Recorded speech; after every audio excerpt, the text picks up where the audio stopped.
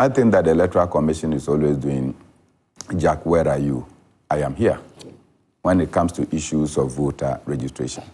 What is the statistics that the Electoral Commission is using in order to do this limited registration? How many pupils? They are talking about 850. 850, or close to 850. 850. How many students in the intervening period had gone through free SHS? And majority of the people that have passed SHS are actually qualified to be in the voters register. Mm-hmm.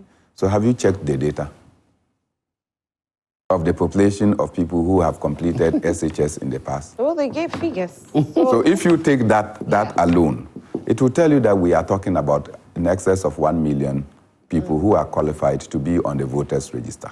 Mm-hmm. My son is qualified to be on the voters register, right? And many others. And majority of these people that were qualified were actually supposed to register in the last. They could not register because some of them were in school. And so you were doing the registration at a time that they could not register. And so evidently you are doing the registration at district offices. So you are emasculating a chunk of the people who are qualified to be on the voters register because of the manner and the centers you have chosen. Look, voter registration should not have any difficulties. It's supposed to be free.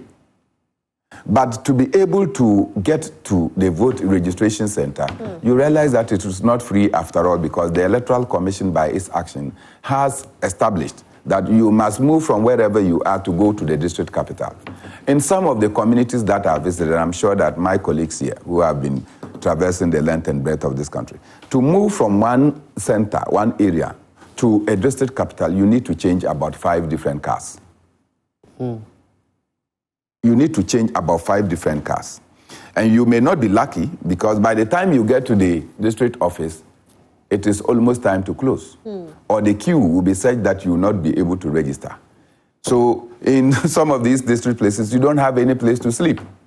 You may be compelled to sleep at the premises of the Electoral Commission, or now want to go back, and you will come back and the registration is. So we have put in some rigidities along the line that, in my opinion, are needless. Look, the Electoral Commission... Do you think this will reduce the number of...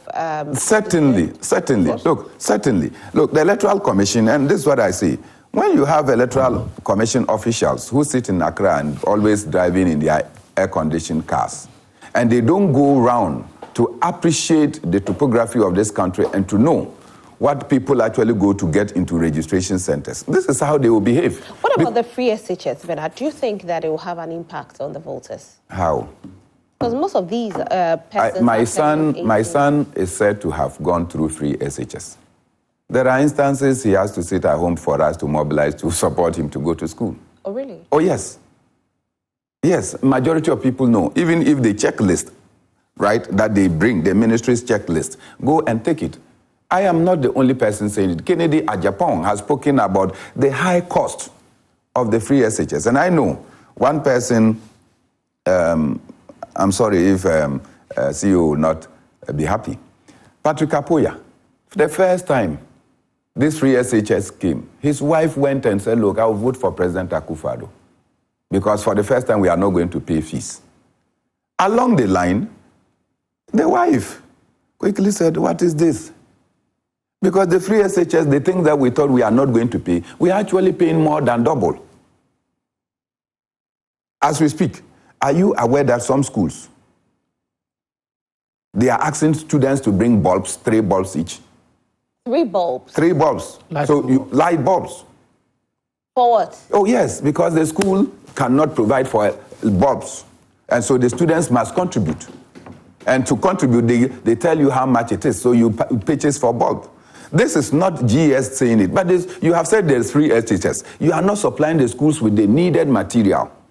And so the students know that their parents have to suffer in order that they can go to school. So it's not going to impact the NPP positively? Well, look, my son will vote for me and will vote for the PNC. I'm sure your son will do. Some of the people take their political growth just from their parents. Others may decide to go otherwise. And so majority of the people will take where their parents belong to, not because there is free SHS. Okay. And so I think that, look, the Electoral Commission should ensure that even if you are not going to do every polling station registration, do electoral area registration. It will ensure that a chunk of our people will be able to walk, go to the electoral area and register. Why are you doing this? Okay. Mustafa, let me take your final words and then so about free senior high school.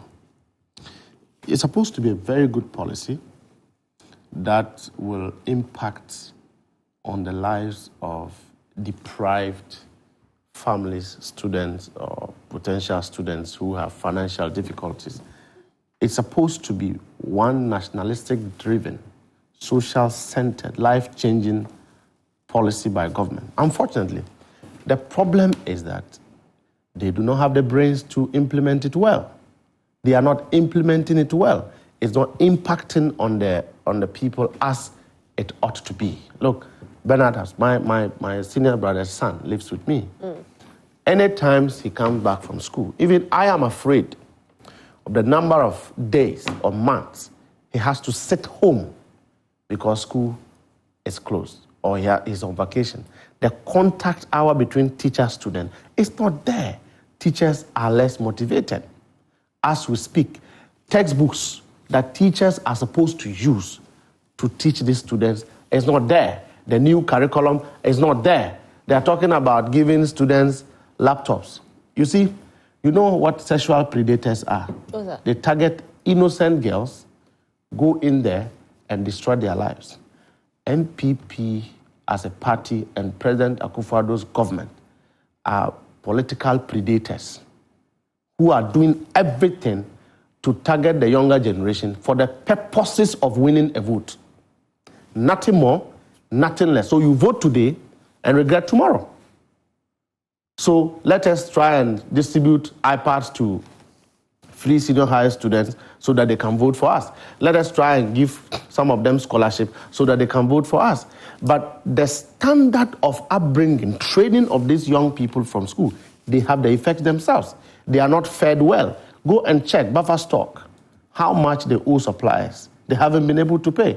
If you go to buffer stock today, buffer stock is doing supply to schools. Ministry of Education and the minister is doing supplies to schools. So disorganized and corruption is loomed and students are suffering.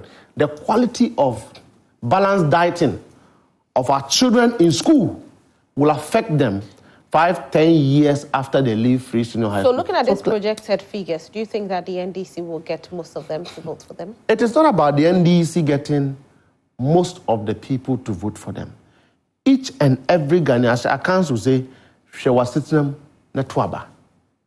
the complaints from your parents is what will impact on you, because the quality of living standard of my children will guide the descending 18 years ones to decisively elect a government that will give them at least some sort of assurance into the future. Now, electoral commissions and its activity, Rosalind, we are fed up about talking about this electoral commission every day and their lawlessness. And I think that we'll go into this exercise in good faith.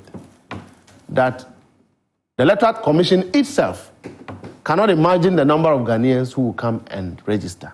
Because in 2020, we had COVID, you are aware. Most of the people could not register. The recent times we did limited registration was restricted to districts. Most people could not register. This time round, more numbers have added. And the Electoral Commission is talking about 850,000. That is the number they think that they must capture in order to help MPP in their data gerrymandering for the purposes of winning the election. We don't know that. And I can assure you, and I can assure you that the Electoral Commission should be ready for high numbers, because youthful Ghanaians are really going to vote. They are really going to register. And so we don't want a situation where we get to registration centers and their machines are breaking down. People cannot register. They will even get short of forms, registration forms, because we've seen it before. All right. We've seen situations where we are doing